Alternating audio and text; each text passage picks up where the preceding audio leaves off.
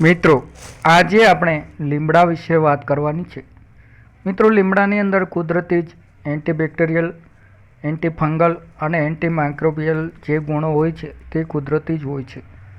મિત્રો, લીમડાના પાણીથી નાહવાથી ઘણી બધી સમસ્યાઓ જે છે તે થતી નથી।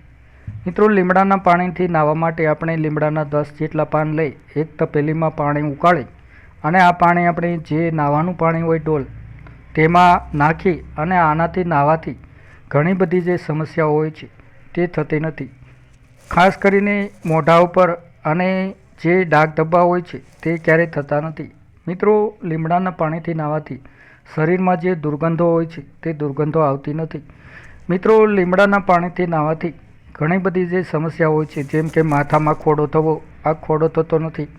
લીમડાના પાણીથી નાહવાથી ખીલો થતા નથી। લીમડાના પાણીથી નાહવાથી જે ચામડીના જે રોગો હોય છે, ચામડીના રોગોમાં ઘણી બધી વખત આપણને ફોડલાઓ થતા હોય છે, ગુમડાઓ થતા હોય છે। હવે આવી બધી જે સમસ્યાઓ હોય છે તે થતી નથી। આ સિવાય પણ લીમડાના પાણીથી નાહવાથી આપણને જે દાદર જેવી જે સમસ્યાઓ હોય છે તેનાથી આપણે દૂર રહે છે। મિત્રો, આ સિવાય આપણે લીમડો પીવામાં પણ ઉપયોગમાં લેવામાં આવે છે। મિત્રો, જ્યારે આપણે પહેલાંના સમયમાં ઋતુઓ બદલતી ત્યારે લીમડો અચૂકથી પીતા, કડવાણી જરૂરથી પીતા। મિત્રો, કડવાણી પીવા માટે આપણે લીમડાના 8 થી 10 જેટલા પાન લઈ અને તેને વાટી અને તેનો રસ કાઢી અને આને આપણે અઠવાડિયામાં એક વખત પીવો જોઈએ। મિત્રો, આ લીમડો પીવાથી આપણું જે લોહી જે છે તે શુદ્ધ રહે છે। મિત્રો, આ લીમડો પીવાથી, આ લીમડો જે છે તે એન્ટીબેક્ટેરિયલ હોવાથી આ લીમડો પીવાથી ઘણી બધી જે સમસ્યાઓ છે તે થતી નથી। મિત્રો, ઋતુ બદલે ત્યારે સામાન્ય ફ્લૂ, શરદી, ખાંસી આવું બધું જ્યારે થાય છે ત્યારે આ લીમડો પીવાથી જે ફ્લૂ જેવી જે તકલીફો હોય છે તે આવતી જ નથી। આ સિવાય પણ લીમડાના ઘણા બધા જે છે તે ફાયદાઓ છે।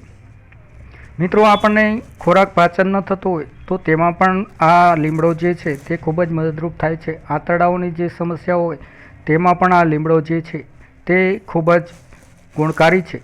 મિત્રો, આ સિવાય આપણે લીમડાનું દાંતણ જે છે તે ખૂબ જ ગુણકારી છે। આજકાલ તમે જુઓ તો જે બેક્ટેરિયાની જે વાત આવે તો તમને ટીવીમાં જાહેરાત જોઈ અને લોકો ઘણી બધી જે પેસ્ટો હોય છે તે ઉપયોગ કરતા હોય છે, પરંતુ જે લોકો લીમડાનું દાંતણ કરે તો તેઓને ક્યારેય દાંતોની અને મોઢાની જે સમસ્યાઓ હોય તે ક્યારેય થતી નથી। આ રીતે મિત્રો, આપણે લીમડાનું દાંતણ જો રોજ કરીએ તો જે મોઢામાં જે દાંતની અને મસૂડાની જે સમસ્યાઓ જે છે તે મોઢાની અંદર બેક્ટેરિયાની જે સમસ્યા તે ક્યારેય થતી જ નથી।